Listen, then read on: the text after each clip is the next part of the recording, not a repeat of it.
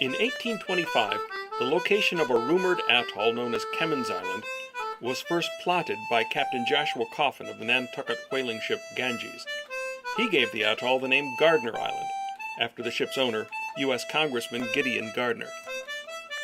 This 1859 German map plays it safe and gives both Gardner and its northern neighbor McKean two names. To add to the confusion, Arthur Island in the north and Mary Letitia Island to the east do not exist. The first attempt to show what Gardner Island actually looks like came with this British Admiralty chart that was based upon an 1872 survey. Unfortunately, this was still the only available map of Gardner Island as late as 1938. A Royal Navy survey in 1935 resulted in this much improved depiction of the island, but it wasn't published until 1939. Aerial photos taken in December 1938 for the New Zealand Pacific Aviation Survey Expedition supplemented on-the-ground survey work to enable cartographers to create the first accurate picture of the island's shape, size, and features.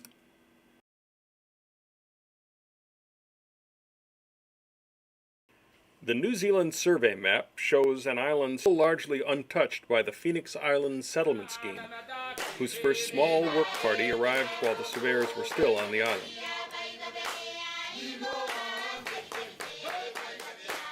To these hopeful colonists from the Gilbert Islands, this was not Kemen's or Gardner Island, but Nikumaroro, legendary home of the ancestor goddess Buka. The British colony struggled along for 25 years before being evacuated and abandoned in 1963 due to a severe drought. This 1985 map shows an island that has been almost completely reclaimed by nature. And now, from this satellite photo taken in 2001, TIGHAR created a search management grid map that divides the island into 40-meter squares and provides unprecedented detail of the island's features. But to really understand the island, we needed something more, and purely by chance that something more arrived on the third day of the Niku 4 expedition. The tuna fishing ship Janine stopped by Nikumaroro, and through the generosity of her captain, we were able to put the expedition's cameraman aboard the ship's helicopter for an aerial tour of the island. Our flight will begin from grid map sector WI-13 on the north shore of Tasman Passage. That's the main channel at the western end of the atoll.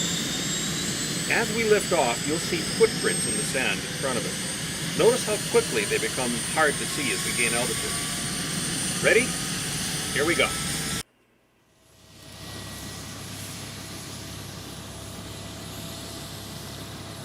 Okay, there are the footprints, lots of them. But by the time we're even with the treetops, maybe 50 feet, you really can't see them. That's the tuna boat Janine on the horizon, and just to her right on the edge of the reef is what's left of the wreck of the Norwich City. Up ahead, right on the shoreline, you can see a section of storm-driven steel hull plating that must weigh several tons. We are coming up on the westernmost part of the island, and our altitude is about 100 feet. The 1937 aerial search for Earhart was flown no lower than 400 feet, according to Lieutenant John Lambrick's official report. But even down this low, how hard is it to see people on the ground? Well, there are 2 men and a woman at the edge of the beach just ahead. That's Bill Carter in the white t-shirt, and Gary Quigg and Dr. Karen Burns are there someplace. The colonists called this part of the island Inusiran, meaning New Zealanders, because this was where the New Zealand Survey Party was camped when the first settlers arrived in 1938.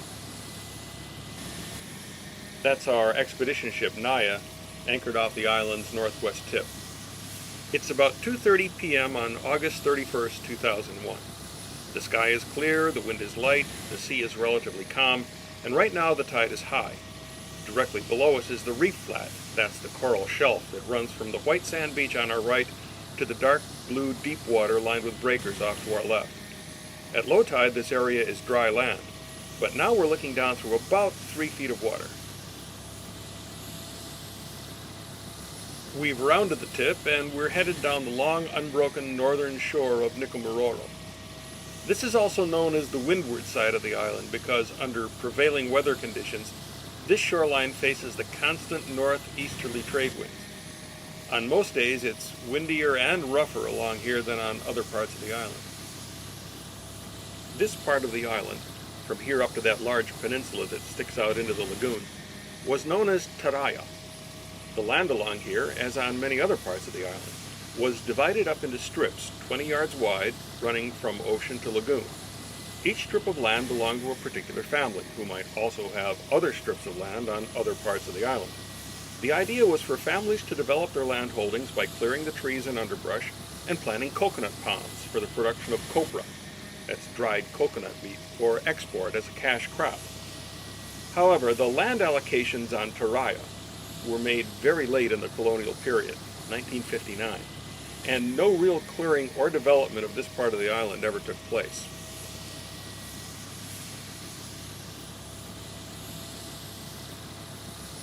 Beyond TIGHAR, the remainder of this coastline, all the way down to the southeast tip, was never divided into strips or allocated to families, and there is no official record of any attempt to develop this entire side of the island. The 1938 New Zealand survey map labels this wild area Whanua Matutu, the dry country, probably because that survey took place at the height of one of the worst droughts on record for the Central Pacific region.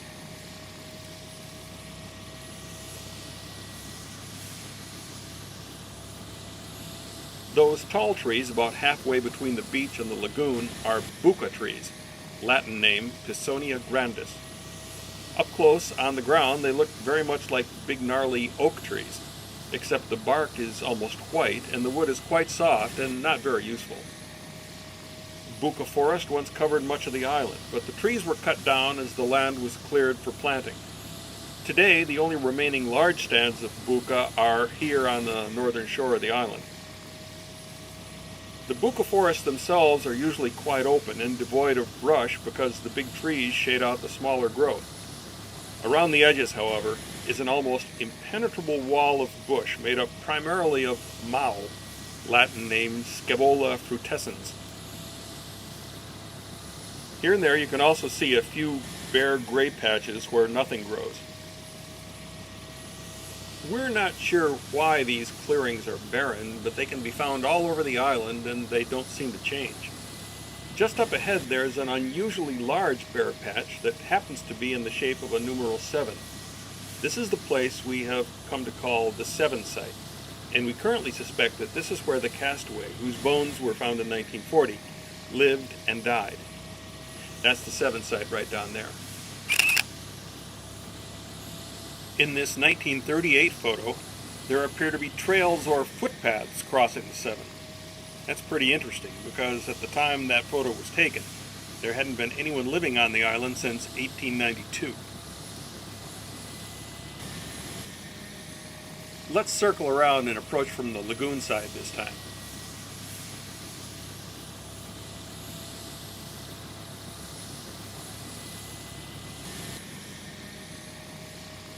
That's our launch in the lagoon up ahead, and there are 3 people near the shore wading out to it. Near the edge of a clearing just inland is the white man-made G feature. At this point in the expedition, we had no idea it was there. This was the second day of brush clearing operations, and you can see the small cleared area just to the right of the landward tip of the 7th. That little open patch represents a lot of work. Imagine what it took to make it look like it does in this June 1941 photo.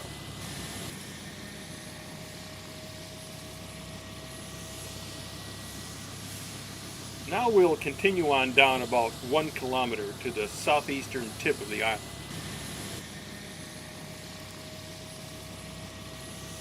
This is the narrowest part of the atoll. The big dark area up ahead is a shallow pond that fills and dries with the tide. The lagoon tide right now is low, so the pond is dry.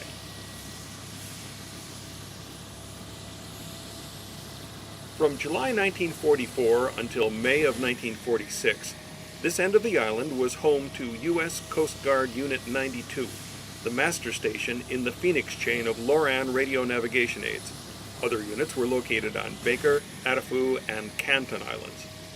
The Buka forest was bulldozed flat, and an antenna array was constructed, along with Quonset huts to accommodate the 25 men whose job it was to keep the station on the air and maintain its accuracy.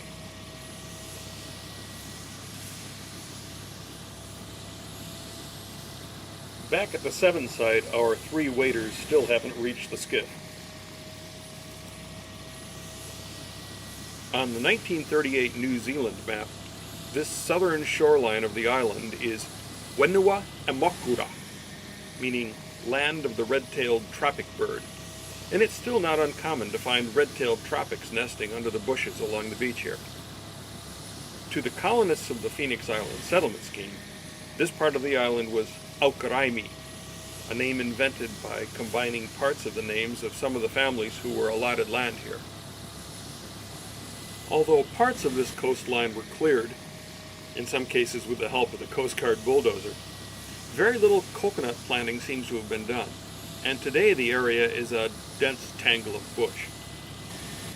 It was just up ahead here on the right, over near the lagoon shore, that TIGHAR's 1991 expedition found the heel and fragmented sole of a shoe that we thought for a while might have been Earhart's. The surface of the reef along here is very smooth, and when dry at low tide, might offer an inviting runway. If the shoe was Earhart's, we reasoned, perhaps the airplane was landed here, and later swept out to sea, leaving Earhart marooned on the island, and her bones and shoe found where we found the shoe. We also wondered if a landing may have been made on land in the open area just this side of Baoreki Passage. That's the lagoon inlet coming up here on the right. Of course, prior to 1997, the discovery of bones and shoes by the early colonists was just a story. When we eventually tracked down the official British records that confirmed what had happened, we had much better information upon which to base our search for the place where the castaway had lived and died. One of the new suspect areas was Kanawa Point, because the records mention a kanawa tree near where the bones were found. Kanawa, Latin name Cordia subcordata, is an attractive hardwood, but whatever trees once grew here were harvested out long ago. We checked out the area in 1999. I personally discovered that these sandy shallows along the edges of this cove here on the right are in fact quicksand. I don't want to talk about it.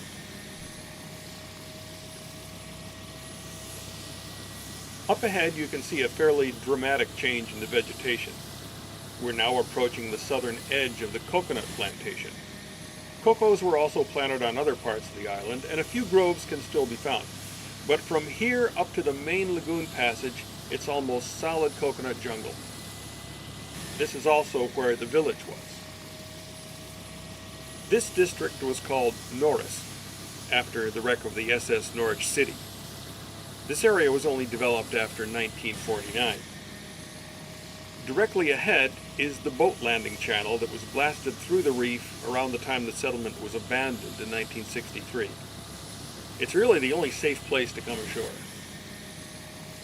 The landing channel also marks the beginning of the original settled area, which was named Rissus, after the Western Pacific High Commissioner, Richards, who held that post when the first colonists arrived in 1938.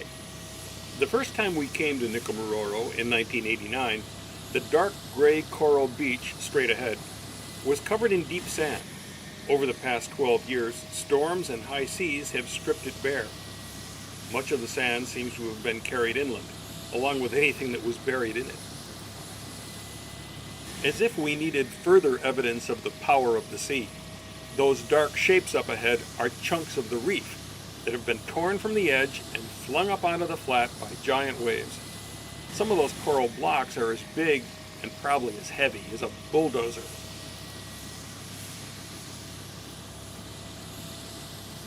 We've now come all the way around the island, and there again is what's left of the SS Norwich City. Just beyond the shipwreck, near the ocean, is a stretch of smooth coral at least 3,000 feet long, and it's there that we think the Earheart Electra made a relatively safe landing sometime around noon on July 2nd, 1937. Of course, we don't know in which direction the landing was made, if it was made at all, but we'll set up an approach from here that approximates the speed and rate of descent of a Lockheed 10. Bear in mind that at low tide, this part of the reef is dry. The landing gear and flaps would be down. The mixture is full rich. The propellers are set to high RPM, and the throttles are pulled back to idle.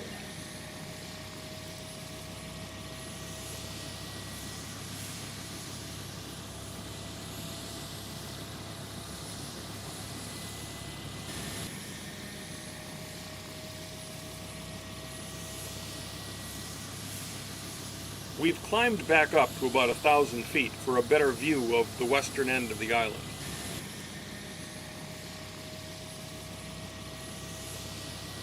In 1941, the hand of man was clearly evident, and there was great hope for the budding colony.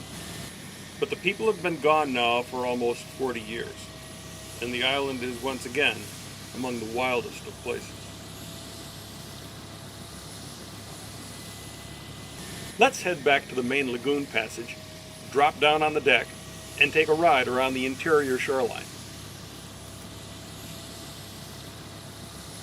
Okay, coming in straight through the passage, that's Nuzarat on the left, and over on the right, that's the old village area of Rissus.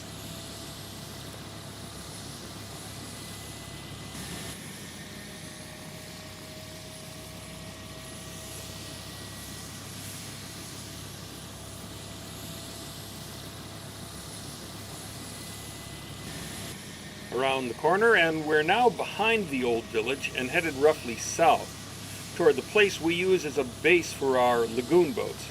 We call it Club Fred in honor of Captain Noonan. It's that sandy beach right over there.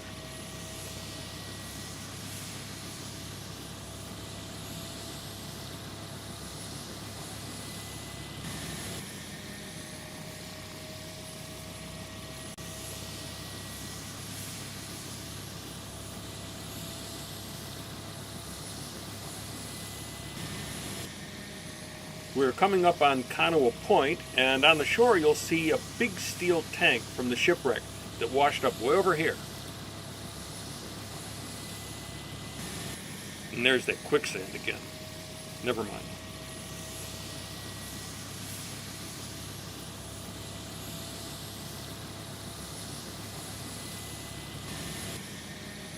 The coconut trees you see right along the shore probably grew from nuts that floated here from the main plantation.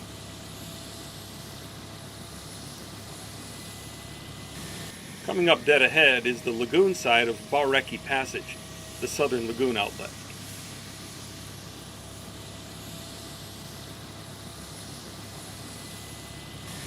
In 1997, we did a remote sensing and visual search of the lagoon bottom right out here in this area.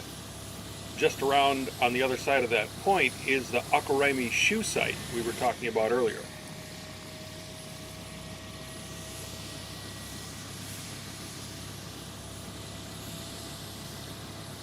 The folks we saw wading out to the skiff at the 7 site have now crossed the lagoon and are checking out an area over on this side of the island. There's the skiff moored along the shoreline, right there. The vegetation along here, as it is on much of the island, is almost solid mau, scabola. On the ground, it takes 10 minutes of hacking with a bush knife to go 20 feet. And the temperature out there is 100 degrees. Now we're back at the extreme southeastern tip of the island where the Loran station was. There's the dry pond. And now we're headed back up the northern arm toward the 7 site.